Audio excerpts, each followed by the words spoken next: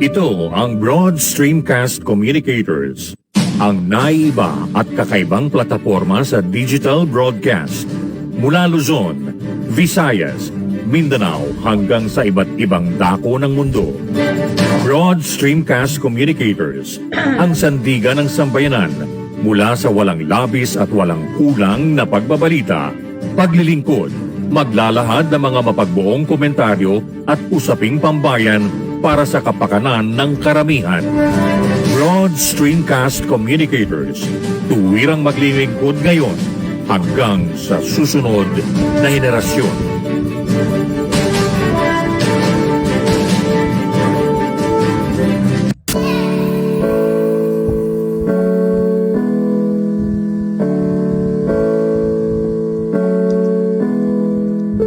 Buhay Online, chikahan at kaalamang pangkabuhayan. Ating tunghayan, pakinggan at tuklasin ang mga pangyayari at kaganapan sa mundo ng online. Buhay Online, chikahan at kaalamang pangkabuhayan. Alamin ang pinaka-latest trends mula sa trabaho at kung hanggang saan na ang narating ng teknolohiyang ito. At ngayon, narito na ang ating host, ang ating Techie Mami, si Jaye C. Bautista.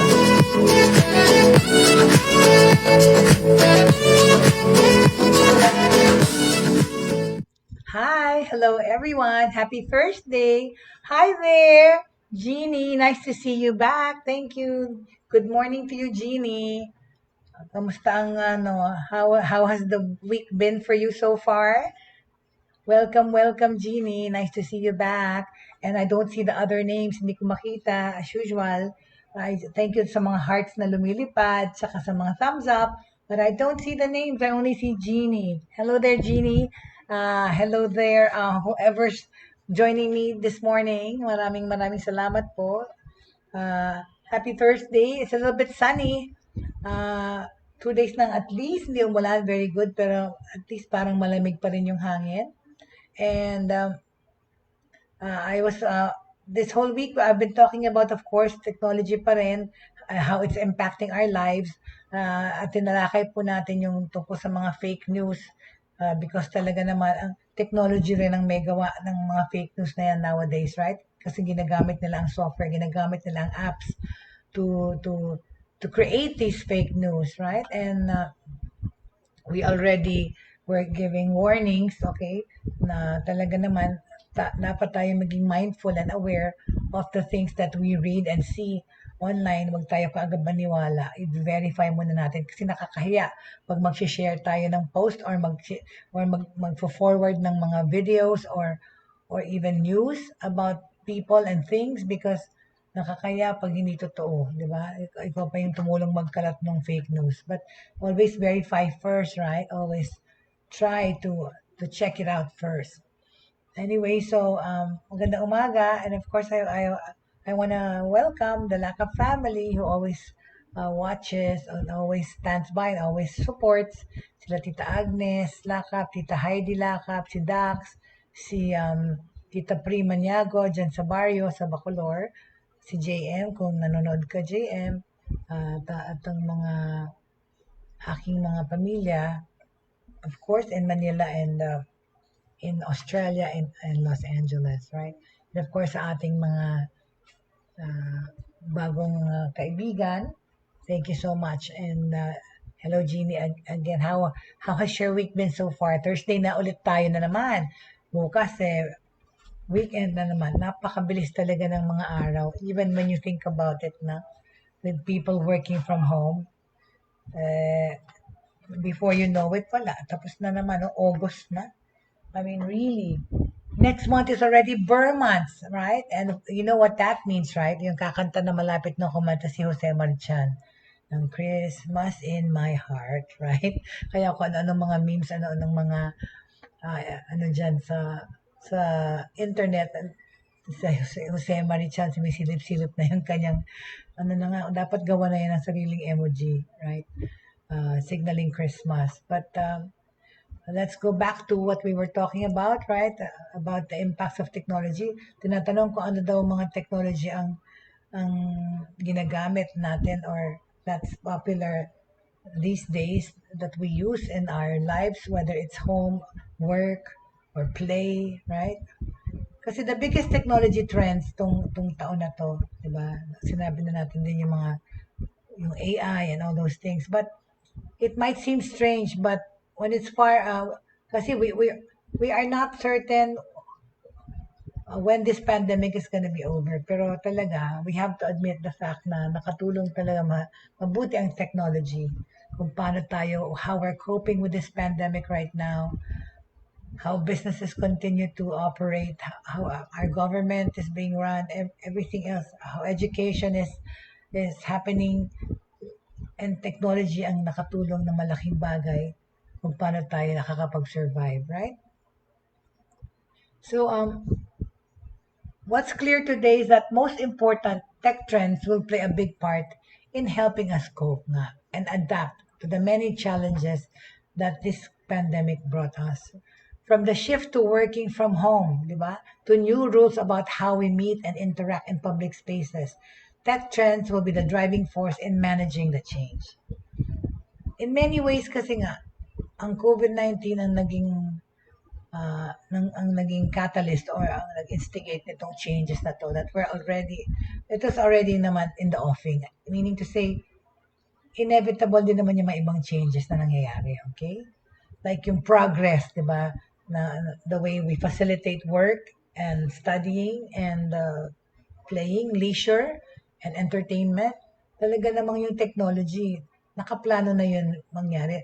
Nabilisan lang ang pag-adapt at paggamit. Especially also in the medical world, right?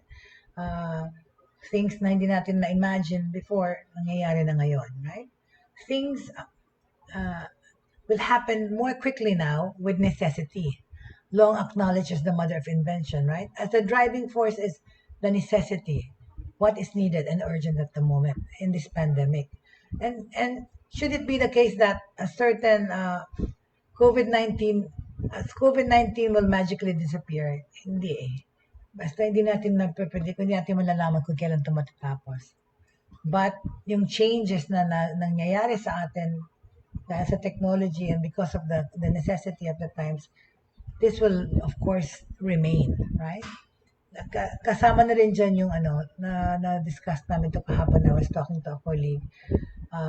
Certain practices, which is like in the workplace, working from home or remote working. I was talking to somebody yesterday who's been working from home for more than a year already, and this is not the call center or online teaching. I found out that a lot of engineers or IT people are working from home kasi nga, as long as may internet talaga, they can do their jobs efficiently. So systems engineers of companies are working from home. And my colleague said that she works for an American firm, an international company, and most of the employees, 60% of them are working from home. And in fact, yung daw kanilang workspace o yung kanilang office, yung office ng international company na yan, ay nag-downsize, right? And sabi nila, baka patuloy, even after the pandemic, some of them will be working from home. Yan nga ang nakikita ng mga analysts that some of the practices in studying or working or entertainment will be retained na nangyari dito sa pandemic na to. Isa na rin dyan yung education. There's a move or there's an intention to do blended learning. Some daw online, some face-to-face. And hindi naman ibig sabihin yun na hindi napapasok sa eskwela yung mga anak natin. Online meaning the materials, okay? Because of technology. So some classroom, face-to-face learning, tapos mayroon mga silang bibigay ng mga requirements that require online learning, which is I guess videos and stuff. But yun, and in the workplace naman, ibang mga employees will be working from home. Siguro not every day. Like I said nga, sa Amerika matagal na namin ginawa to eh. Matagal nang ginawa ng Amerika yun na some people work from home like once a week. And it's for it has a lot to do with somebody's psychological and mental stability. parang meron kaming psychological leave for a day. You can avail that and use your vacation leave or sick leave to work from home. Okay? Hi there, Joey. Good morning. Good morning to you, Joey. Ngayon ko lang nakita yung pangalan mo. Pasensya na. Delayed talaga yung pag-akyat. But anyway, good morning to you. Thank you for joining me on this Thursday. So like I was saying, no, some of the practices that we're doing now might be retained uh, as soon when the pandemic ends. Yun na nga yung pag-work from home, yung pag-aral online ng some of the materials or that you can actually access online. And then what else? Okay. Yeah, those things. And even, yeah, yung pagde-deliver, ordering food online, ordering goods online, of course, that will continue. As in, forever na yata yun, yung mga e-commerce, okay? So, again, in answer to my emails and questions and texts and posts that I received, we're discussing the biggest technology trends or the ones that impact our lives nowadays, okay? Ulitin ko, unang-una na dyan is artificial intelligence, right? Yung AI. AI is undoubtedly one of the biggest tech trends at the moment. Nag-umpisa na to before the pandemic, pero even more so now. And during this year, it will become an even more valuable tool for helping us to interpret and understand the world around us. Yung volume ng data na kinokollect, di ba, because of this pandemic, yung sa healthcare, infection rates, yung contact tracing, right? And the success of measures we take to prevent the spread of infection will continue to increase. Thus, yung yung use for artificial intelligence is important nowadays, okay? This means that machine learning algorithms will become better informed and increasingly sophisticated in the solutions they uncover for us, okay? Hala, hindi ako nakapagkuha ng tubig at natidry na yung throat ko nung nakatatayo. But I have here, ubos na yung tea ko. Anyway, I have nobody here with me to make utos, to make about my jug. But anyway, natidry na kasi po yung throat ko. From computer vision systems, okay, monitoring the capacity of public areas to analyzing the interactions uncovered through contact tracing initiatives, self-learning algorithms will spot connections and insights that would go unnoticed na hindi nakikita ng human eye or napapansin ng manual human analysis, okay? Makakatulong itong mga AI or artificial intelligence to help us predict demand for services from hospitals and other healthcare facilities and providers, right? It will allow administrators to make better decisions about when and where to deploy yung kanilang resources, all right? For business naman, the challenge will be to understand yung mga changing patterns of customer behavior, okay? More human activity will take place online, even after the pandemic ends, I think. From shopping and socializing to virtual working environments, meetings and recruitment. Talaga naman kasi, di ba, ngayon nakakapag-apply ka ng trabaho abroad because nga, ang interview, virtual na, right? All those things. So, itong nagawa ng teknolohiya at kagandahan ng teknolohiya, pwede kang nga mag-apply ng trabaho kahit saan. Dahil pwede kang interviewin virtually, right? So that greatly affected our work life. Tapos itong 2021, we can expect the tools we use to analyze these behavioral shifts to become more sophisticated and increasingly fit the budget and infrastructure requirements of more and more organizations. Kasi nga, as dumadami na, di ba, nagmumura na. So, kasi ganoon naman palagi yung teknolohiya or mga gadgets or whatever or yung mga systems, mga software, mga apps. Sa umpisa, di ba, mahal. Pero habang of course dumadami na yung gamit, gumagami na yung gumagawa, magmumura na rin and affordable na para sa mga institutions na gagamit. Okay? Of course, robotics, drones, and vehicle automation. Yan pa. As the volume tuloy, hala, volume, naging drug. Volume. As the volume of passengers using public transport fluctuates dahil nga sa social distancing at sa mga ECQ and all, from week to week, depending on local conditions, depending on the condition ng country, okay? Initiatives around self-driving vehicles will continue at an increasing pace. Pero of course, ito ang mahal naman tong idea na to dahil tayo, wala pa tayong ganyan. Pero sa ibang bansa, meron ng driverless or autonomous, ba yun, tawag doon, cars.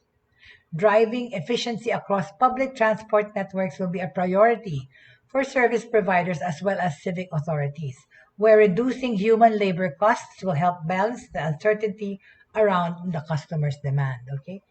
In recent years, di ba, nakakita tayo ng emergence ng mga robots in the care and assisted living sectors. Sa mga old folks homes or mga convalescent homes or yung mga caregiving homes. Kumuha na sila ng may mga robots na doon. 'Di ba? Sa Amerika, sa Europe. And these will become increasingly important kasi particularly when it comes to interacting with members of society who are most vulnerable to the infection.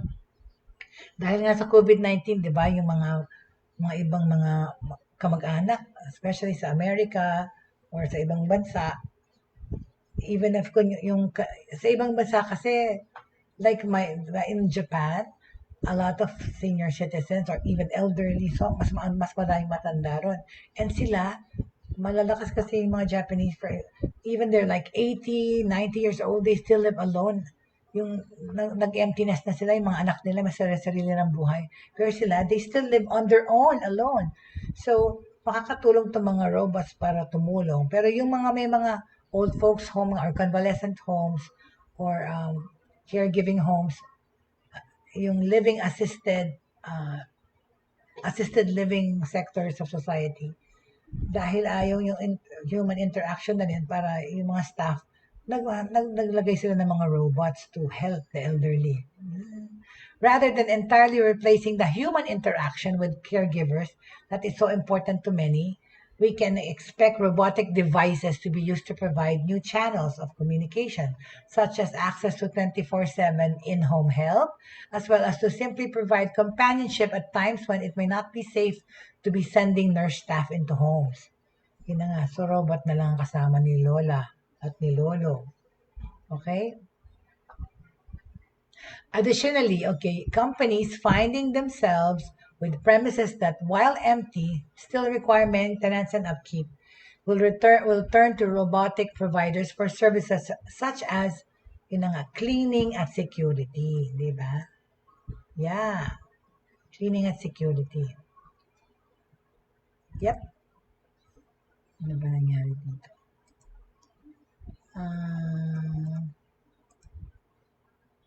Hold on, okay? I'm just gonna log out of some things, okay? Kasi nagpapatong-patong aking my apps and my son said, "Mommy, your desktop, your tabs are just too many. You're just running so many things all together." Totoo naman. Sa aking pagmamultitask. Anyway, going back to technology, right? Bigla ko tuloy nakita. Meron ako naalala. Nakita niyo ba yung ad na tungkol sa pandemic na they put it down already, okay? It was, paano ko mapapakita? Oh, wait, I can show you actually. Wait a minute. Let me do that. Let me do this, okay? This is the ad that came out, okay? Controversial to. Okay, I will grab it and show you. Kasi technology rin ito eh. Okay. May kinalaman talaga naman. Okay. Which brings me to my subject pala. Subject matter. Ay yung aking mga nakalagay na ito. Alright. Here, I'm gonna grab this. All right. And I'm gonna put it here.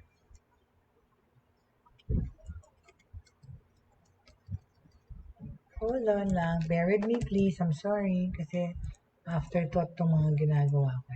Okay, nakita nito. Human versus machine. Factors that will drive technology investment. Yan, totoo naman. And that's what I'm talking about right now, di ba? Yung AI. Pero meron akong kukunin kasi meron akong nakita sa side ng mato sa kakamultitask ko sa daming tabs ko. Banggitin ko lang to, no? Kasi this, of course, technology ang nakagawa nito kung, so I will mention it, alright? Alam niyo ba yung may bello ad na lumabas, right? Okay, let me show it to you first. Let me show first. Ayan, okay. Ayan, oh. Merong bello ad na lumabas. Yeah, I don't know if you guys saw it, but they already brought it down. Pinatanggal na yan kasi nagkaroon ng maraming bashing tong bello ad na to eh. Alright? And, ba't nawala? Hold on. What happened? Oh, there it is, okay? Alright?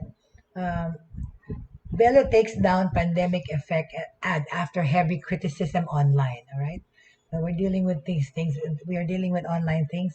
Ito yung isa sa mga setbacks or negative things kasi nga we can post anything. Pero itong ad na to, this is a Bello ad. The Bello Medical Group has taken down the controversial pandemic effect ad after criticism from folks online, okay? Nasingit ko lang to ha. They issued an apology on Wednesday, kahapon, August 11. Thank you for being gracious and letting us know your thoughts about it. They wrote in the message sa uploaded social media. We apologize about the recent pandemic effect. Kasi ano to, the commercial in question, tingnan nyo itong picture na to ha, featured a woman whose appearance changed while watching news on the television. It starts off with her, yan, yung sexy figure ng babae na yan at maganda, settling down on a couch and turning on the TV. Tapos yung camera then zooms into her face. Of course, video to ha, video. As headlines sound off in the background, yung mga pangyayari sa pandemic, while her expressions keep changing. It shows her getting stressed out. Her face starts to have zits or pimples, dark circles around the eyes, eye bags bigla, ang hair humahaba, okay? Yun ang video. Of course, with computer graphics na nangyayari, no? Technology naman, yun. Habang nanonood siya ng news or nakakarinig ng mga masasamang balita tungkol sa pandemic, her body starts changing too. Saka ano siya, work from home pa siya kuno. Diba? May laptop sa harap niya. And by the end of it, yun, tumataba. She has gained weight and grown lots of body hair. Tapos yun, umaba ang nagkabigote, umaba ang buhok, whatever. She turns off the TV to answer a video call. May tumawag. After asking how she is, the voice on the other end pointedly asks, anyari? The commercial ends with the tagline, tough times call for beautiful measures. Oh my God, di ba? Coming from, ito yung nangyari dyan, my gosh. Coming from a creative agency, Giggle, the commercial was indeed shocking naman kasi I think, it was very insensitive. Di ba? Naging insensitive talaga sa mental health, psychological. Ang dami nang nagkaroon ng problema dito sa pandemya, 'di ba? Psychologically. So, people felt talaga that it was insensitive talaga naman. Because it bordered on yung sanity ng tao, how the pandemic is affecting us. And ito yan, oh. I'm sorry. Oops. Nanak mo mukha. Ano ba yan?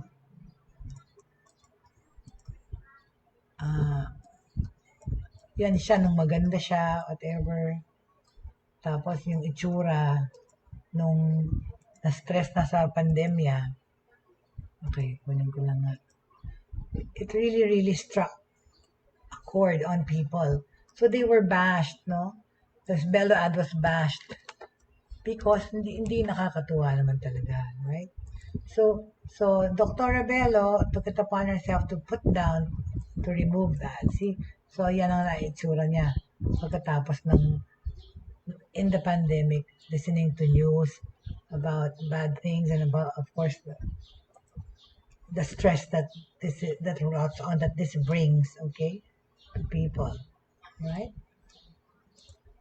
Ayan, ayan na siya bigla, that, right? From this to that, okay? Yan ang nangyari dyan, right? Napaka-insensitive, no?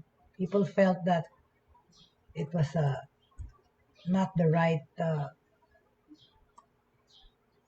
take on the situation of the pandemic na ganyan ang ipakita mo, right? So,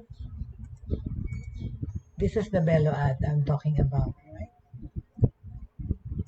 All right. So, going back to that, so pinaalis yun, all right? So, ano ba yun? Okay. Coming from the creative ad agency giggle, the commercial was indeed a shocking thing for people. It struck a different chord talaga, a bad chord. People online called out the insensitivity of this commercial, saying it didn't account for health issues. Okay? So, lumabas tong commercial to, pero pinatanggal na ulit. Kasi, it didn't account for people who are affected mentally and physically. Kasi it didn't account for health issues, both mental and physical, that were also portrayed, right? Plus, it seemed to undermine a whole slew of other effects the pandemic had. This ad is a part of their pandemic effect campaign, which also had celebrities and influencers using the hashtag in social media posts about their own pandemic experience and how the medical group helped them out. Pero, okay na yun yung mga artista eh. Pero itong ginawa na to na generic, hindi maganda ang pagkadating. Okay? So sabi ni Bello, thank you for being gracious and letting us know your thoughts about it. We commit ourselves to learning from this and to bring our learnings into the future. So, pinaalis na to sa ere. Okay? Ang insensitive na ad na ito. Okay?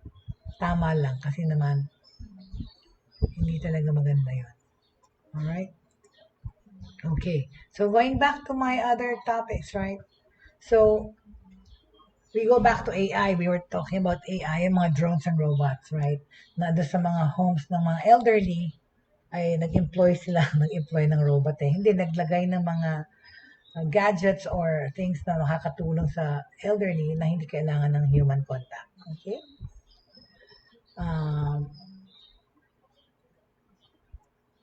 So, it has brought about new channels of communication, such as 24/7 in-home help, as well as to simply provide companionship during times when it's not safe na to physically go there and monitor yung mga nursing staff.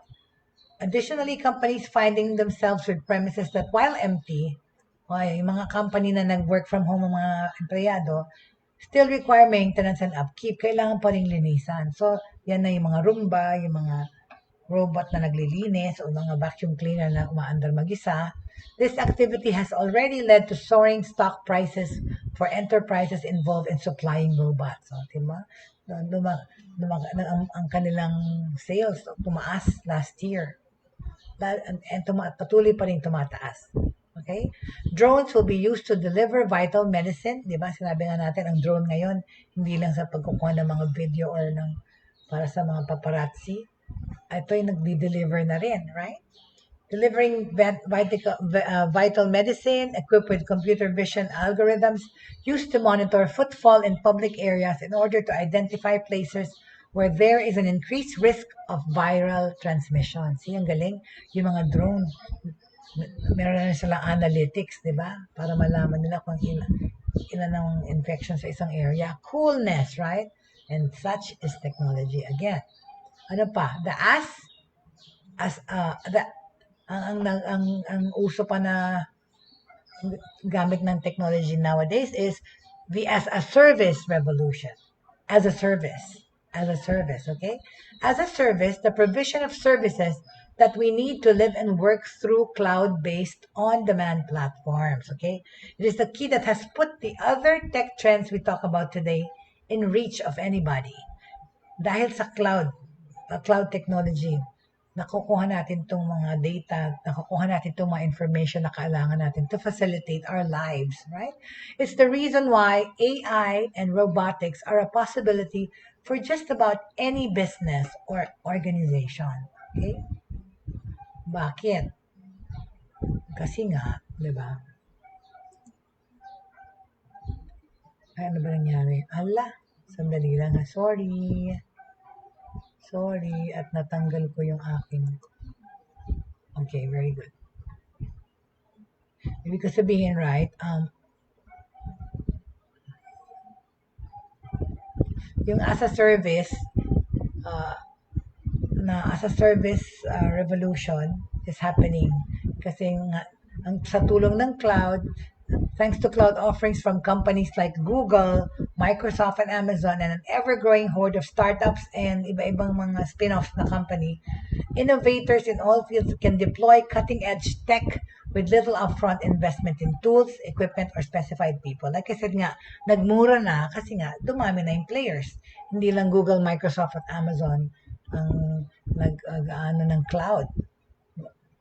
Marami ng mga spin-offs nga or mga new technologies or mga startup, okay?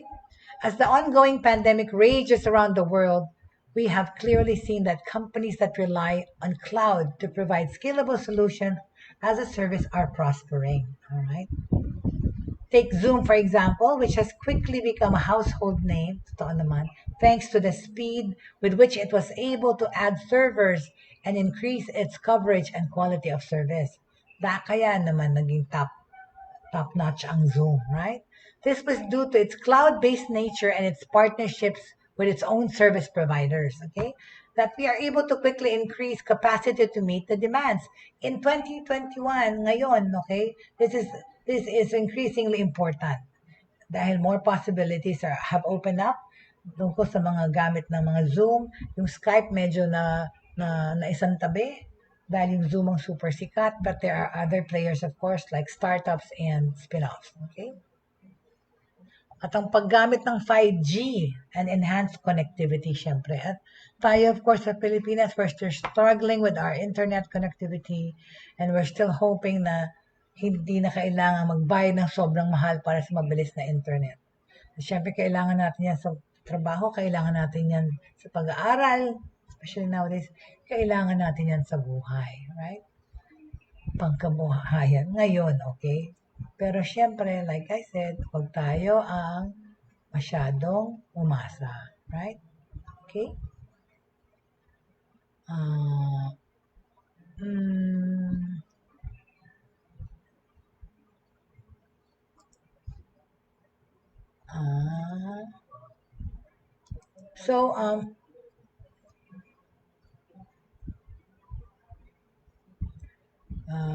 So, going back to that. Ano ba yan? Wait a minute, ha? Excuse me for a minute. All right.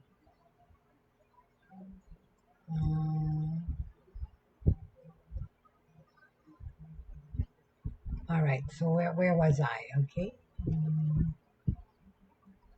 Nawala yung page ko. Hold on a second, please. Kakadami ng aking mga tinitignan. Bakit ganun yung OBS ko? Hindi masyado nag-work. So anyway, thank you again. My viewers, thank you for always being there. Tapos pa sana masarap ang lunch nyo today. Ako, nag-order lang kami ngayon ng food. Napagod na kami kaluluto. But today, we're just ordering in, okay? So, yung 5G tsaka enhanced connectivity, alright? Faster and more reliable internet doesn't mean we can load web pages from more quickly o kaya spend less time waiting for videos to launch on YouTube. Each successive advance in mobile connectivity from 3G onwards has unlocked new use cases for the internet. 3G made web browsing and data-driven services useful on mobile devices. 4G naman led to the growth of streaming videos and music platforms as bandwidth increased. Diba? Yung 4G ang nag-boom ang mga live stream, pamanonood, pang YouTube, right? At ang 5G naman will open more doors and more doors in terms of what is possible. Ano pa kaya ang mabibigay ng 5G? 5G means that services relying on advanced technologies such as augmented reality, yung AR, and virtual reality, VR. Oh, ayan naman, magtatanong, ano ba ang virtual? Mamaya sasabihin ko. Okay. Ang AR tsaka VR. As well as cloud-based gaming platforms like Google Stadia or NVIDIA's GeForce Now. It became a viable proposition anywhere at any time. Diyos ko, dahil di ba, ano rin, itong sa pag-ano ng technology, advent ng technology, isang malaking industriya na naapektuhan yan in a good way, of course, profit way is gaming, right? Whether it's yung mga games ng mga bata or even online sabong and gambling. They also threaten to make cable and fiber-based networks redundant, okay, with their need for us to be tethered to a particular location. In short, yung 5G and other advanced high-speed networks make all of the other trends we discuss here available anywhere at any time. Complex machine learning applications relying on real-time access or big data to yung gusto nagre-rely ng access to big data can be conducted in the field without automation because of 5G, ha? Diba? Advanced na talaga. A great example is a Norwegian fishery operator, Salmar. Okay? Itong Norwegian fishery operator na to uses a 5G network to automate the care and feeding of its fish. Imagine? Kasi automated na eh. Utusin mo na lang. Parang sila na magpapakain ng certain time, like di ba, at a flick of a finger or a swipe. Image recognition algorithms are used to detect which fish are over or underfeeding and automatically dispense food and medicine needed to keep them healthy. Kakilabot, no? Na may mga analytics, may mga algorithms na dyan na certain time, papakainin. Tapos madidetect nila kung anong mga isda ang hindi kumakain mabuti. Oh my gosh, grabe na talaga, right? Initiatives like this will become increasingly important this year onwards, where businesses look to increase automation across their workforces. Of course, sa makaka-afford na pag-automate na to. Okay, so ano ang extended reality or XR? Ano ang virtual tsaka augmented reality? VR tsaka MR. These terms cover technology that uses glasses or headsets to project computer-generated imagery directly into the user's field of vision. Ito yung sinusuperimpose, di ba? When it is superimposed over what the user is viewing, kung anong nakikita ng customer nyo in the real world, okay? Pag ito nakapatong dun sa kung ano nakikita dun sa totoong mundo, it is called augmented reality. Kasi nga, andyan pa rin yung real life pero pinapatungan, so augmented. And when it is used to place the user into an entirely computer-generated environment, pag sobrang virtual, yun na is VR. Virtual reality na yun, okay? During next year, okay, hello there, Petras Balita. Patas ba yun? Patas? Tingin ko, Petras, nakasalamin na ako, malabo pa rin. I'm looking at my cell phone. Hello there, Patas Balita. Thank you very much for joining us. Okay? During this year, we can expect to see itong mga AR, VR, in conjunction with the other trends discussed here, assisting in tackling the challenges posed by this current world situation, di ba? Largely kasi, this will involve allowing us, di ba, to avoid potentially dangerous situations where there could be a risk of viral transmission. For example, medical examinations and diagnosis can increasingly be carried out remotely. Nangyayari na yan ngayon. Yung mga virtual doctors, virtual medical exams, virtual dentista, meron na rin. Okay? A solution available to opticians allow eye tests to be carried out entirely in VR or virtual reality. Diba? Nakakakilabot, pero totoo nangyayari na yan. High-definition cameras give a clear image of the patient's eye. An AR tool or augmented reality tool then allows the customer to browse the range of glasses, di ba? Pagkatapos i-check ang mata mo, pwede ka na rin mamili at mag-shopping ng anong gusto mong lens, anong gusto mong frame.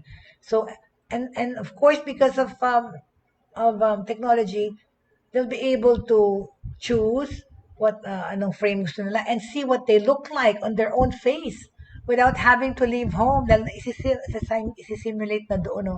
Pili ka lang, pluk, pluk, pluk, ng mga app, lalagay sa mukha mo, titignan mo kung bagay. Grabe, no? Hindi ka na kailangan pumunta doon maghanap ng may salamin kayo para tingnan sarili mo. Grabe.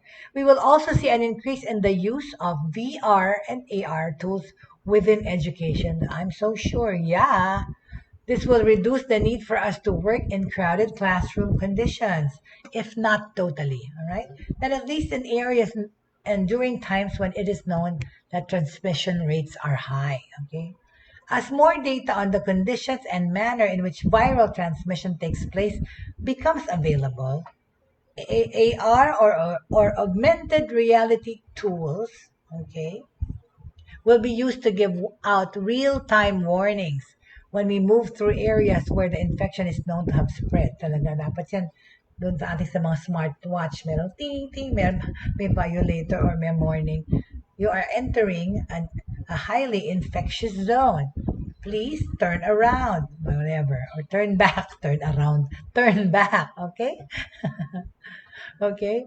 When we move through areas, okay, even simple steps like reminding us to wash our hands when we touch a door handle in a public space or issuing an alert when a device seems that we have touched our face without washing our hands, di ba? Ang cool. Kung meron ng ganyang klaseng technology na siguro pag meron ka ng computer chip na nakalagay sa pisngi mo or saan sa brain mo, yung mga impulse na yun, pwede na sa yung padala right away na, uy, may hinawakan ka. Grabe, no, cool. Ay, nakakakilabot. Even simple steps like that, like touching a doorknob na meron or na-infect ka, right? When a device senses that we have touched our face without washing our hands, it could help to save our lives and stop us spreading illness around the real-world environments we inhabit and we move through. Totoo naman yan eh. Dapat responsable tayo eh. So, kung ikaw, wala kang pakialam kung mahawa ka, ayaw mo mag-mask, ayaw mo mag-face shield, just think about the people that live with you and share your home if you're not alone, okay? Dahil sila, lalo na kung asymptomatic ka, di ba? Mahahawa mo yung mga ibang tao. So please, all of us, be all the more reasons now to be more vigilant because of this, with this impending or looming or kinakatakot na baka kumalat na Delta variant virus. So please, let's be more mindful and use technology to work for us, not against us, okay? So, okay, the biggest trends in technology, we're talking about it now, all right? And we just talked about it now. So, yun yung mga bagay na about technology that we are using now and going through, right?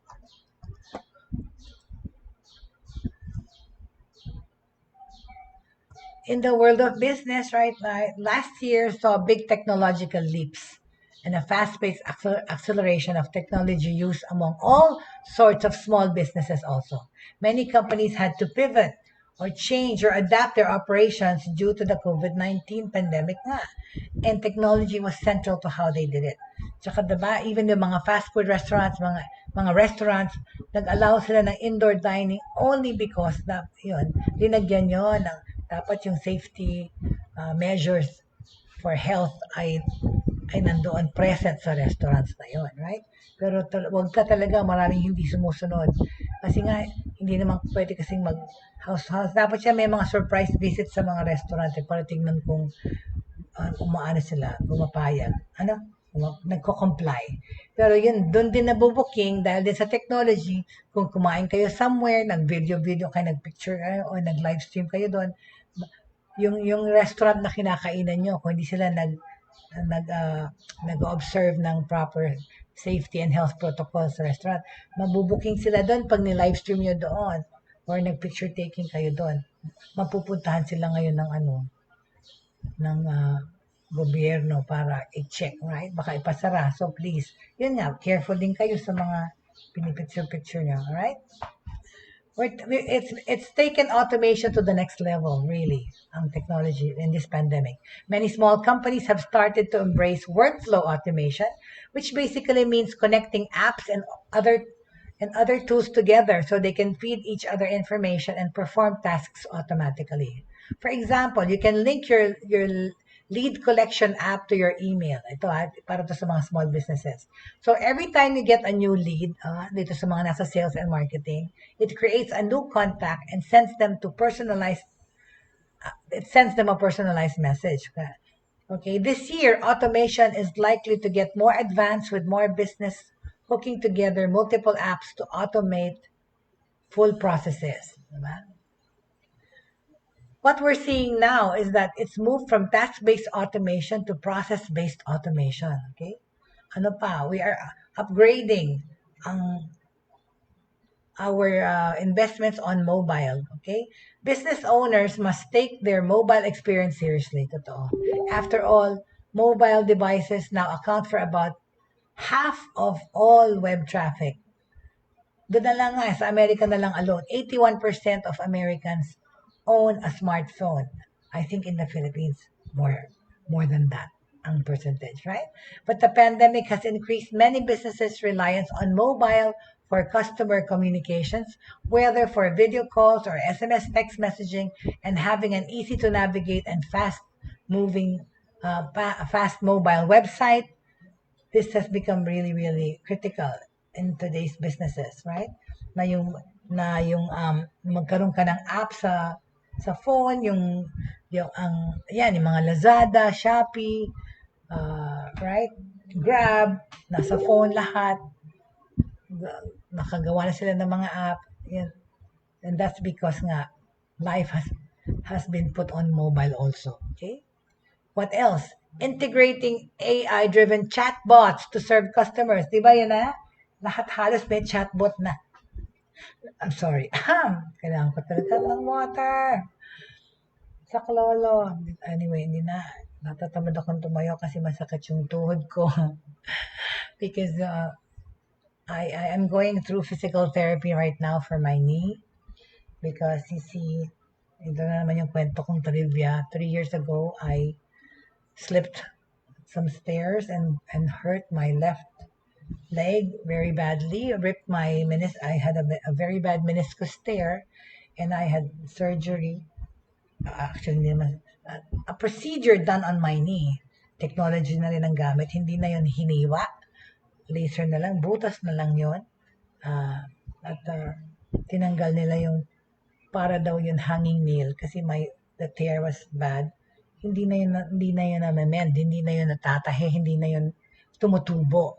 So wala na akong, I lost the parang elasticity on my left knee. So this whole 3 years I've been protecting yung merong procedure na knee sa aking right knee. So after 3 years, yung aking good knee na ang bad knee. Kasi lahat napunta rin. Una-una, mas malaki na siya kaysa sa left. Tsaka always siyang sumasakit at namamaga. But I'm doing therapy for that. Okay? So yeah, tapos na tayo doon. Okay? So napasingit na kwento na yan. Kaya ako ayaw kumuha ng tubig at tumayo. Kasi I just much rather finish our episode for today. Anyway, so integrating AI-driven chatbots to serve the customers. Yes, diba? Nakikita natin yan sa Facebook or anything. Or yung mga nag-i-intrude na ads, ang dami-dami na, grabe, di ba? Habang pag tumitingin ka nga talaga ngayon sa internet, nahihilo ka na dahil yung ang dami-daming mong dapat tingnan di ba? Nagre-research ka or nagtuturo ka ng lesson or nagtutrain ka, biglang may sisingit dito na ganyan, na yung messenger mong may kumakausap sa'yo, may magpadala sa'yo ng email o may ad, nakakahilo minsan. multitasking eyes, mas nakakahilo. Physically, pwede ako mag-multitask, pero sometimes yung mata, yun ang nakakapagod mag-multitask, alright? Many large companies have already integrated a conversational user interface, CIU, such as a chatbot or voice assistant, in order to better serve customers, diba?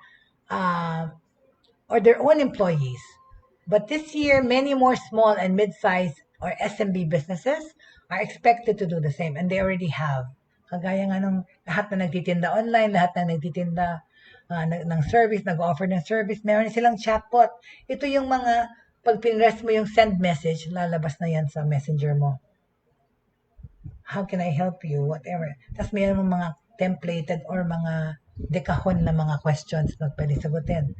Okay, where are you located? Can I see a menu? Inano na nila, pinedict na yung mga tatanong ng customer, right? So, artificial intelligence-driven chatbots are especially attractive, an attractive option for small businesses because they are affordable and they're quick and easy to add to isang website and allow business to answer customer questions online and around the clock without needing an employee to respond.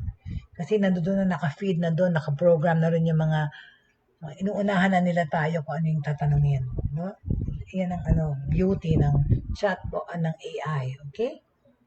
At saka yung mga analytics, di ba? So anyway, ano pa? Institutionalizing remote working tools. Okay? When the pandemic hit us, okay, maraming mga negosyo scrambled to get their employees set up to work from home, right? Pinauwi yung mga laptop, yung iba naman, binili ng mga bagong laptop, hindi na tinanggal sa kanilang present workspaces. And while it may have been viewed as temporary at the time, okay, hindi naman natin nila kasi naisip. Nung una nag-lockdown ng March last year, itong mga kumpanya na to, they never imagined, or all of us never imagined that it would last this long. We thought it was a passing phase, okay? Pero almost 2 years into the pandemic, we're still here coping, all right? So, most of those companies didn't really expect it to stay this long, okay? And while it was kala nila temporary, now, more companies now plan to let employees work from home regularly, even after the pandemic ends. Yan, sinabi ko na kanina in the beginning of the program. Bakit? What that means is they will have to ensure their employees' home workstations have all the right technologies and tools to keep them efficient and effective. Yun na lang nga, sabi ko nga, dahil nung may isang studies na nagsabi, na-mention ko na to in my earlier episodes, that it saves the average American employer about $23,000 per employee from letting that employee work from home. So may mga savings talaga. Uy na nga, smaller workspace para sa kampanya, yung mga talagang essentially kailangan lang mag-report ang papasok, like kung factory kayo, manufacturer kayo ng gamot, manufacturer kayo ng kotse, syempre hindi pwedeng gawin sa trabaho. You can't do that kind of work from home. The electrical, the technical, and the actual physical machines. Wala naman yan. Pati nga yung mga medical students, diba, yung mga lab, at least they should be allowed to go to the lab to work on laboratory work because you cannot simulate at home, okay? This will ensure employees' home workstations have all the right technologies and tools to keep them efficient and effective. They will be re-evaluating everything from the phone and internet service their employees have access at home and as well as remote access and cybersecurity tools should be in place. Yun na nga, yung mga iba kasi planning pa-work from home kasi magnanakaw ng data, magnanakaw ng kliyente. Pero hello, technology nga, there's ways not to curtail that. There's cybersecurity tools already, all right? So don't be afraid, okay? All right, so the last thing is to build a stronger e-commerce presence, okay? Many small retailers and other business had to quickly build an e-commerce site to sell their wares, okay? Kaya ayan na talaga, marami na talagang gumawa ng website. Marami din mga iba nagbibigay ng libreng pa-website, like Wix.com is a good source. You can make your own design, your own website, maganda, of course, and your social media pages, right? Pagandahan rin, pa-interestingan din. Lalo na yung mga videos, mga vlogs and blogs na naglabasan, right? Okay, so yung mga e-commerce sites naglabasan, right? And e-commerce sites then would mean also your own social media sites na ginawa na rin for business, naging marketplace na rin Facebook di ba? But even after the social distancing requirements are long gone, small businesses are likely to keep expanding on their online retail endeavors kasi lumakas talaga ang delivery, di ba? Pick up and delivery, tsaka uh, pag-order online. In fact, one analysis found that small businesses that shifted to e-commerce during the pandemic, ito truth, saw a big sales growth. Di ba? Tumaas ang benta nila. Mga Alibaba na yan, Amazon, tsaka Lazada, Shopee. This year, many small businesses will be focused on improving and expanding their e-commerce shopping experience, like adding new tools and features to make it more seamless para sa customers. Okay?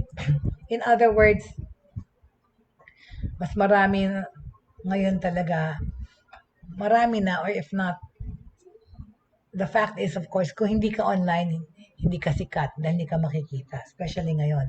At saka yun na nga, nabawasan ang mga tao na pumupunta sa actual mall or tindahan to buy goods because they are all shopping now, uh, doing e-commerce or shopping now virtually.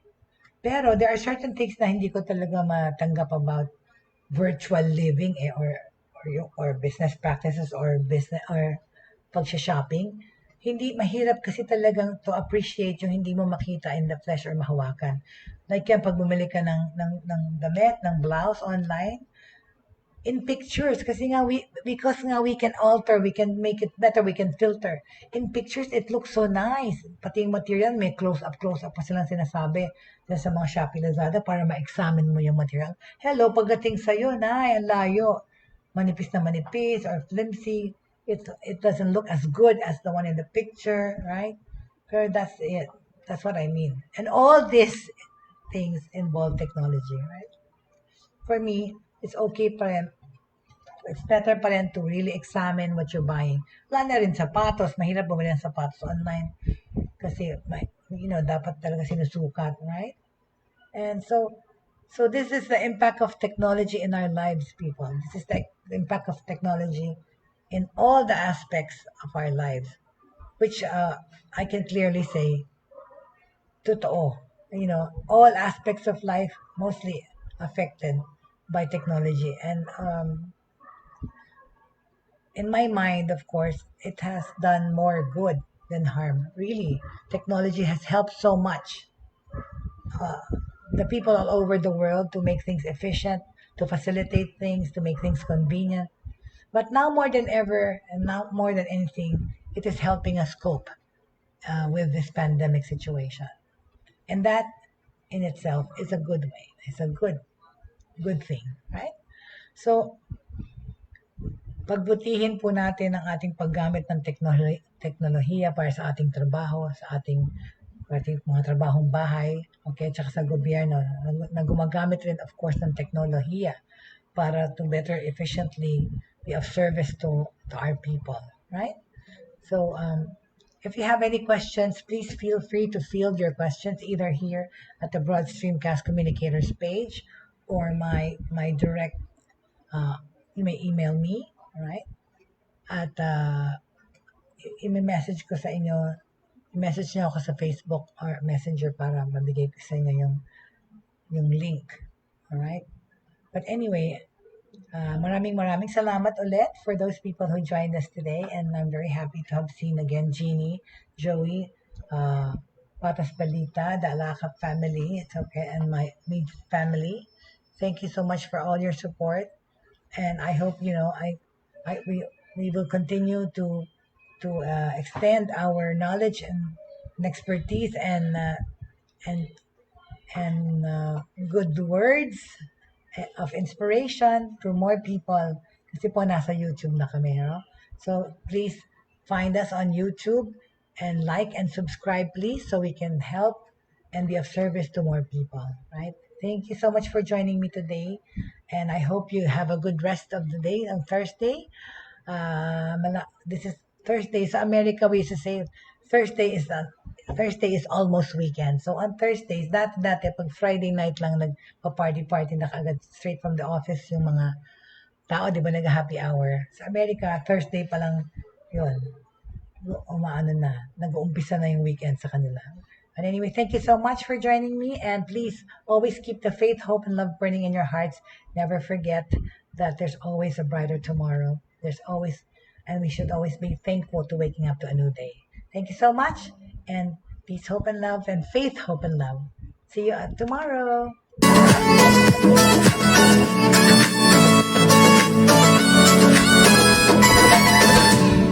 Inyong natunghayan at napakinggan ang mga makabagong pamamaraan sa mundo ng online sa pamamagitan pa rin ng Broad Streamcast Communicators.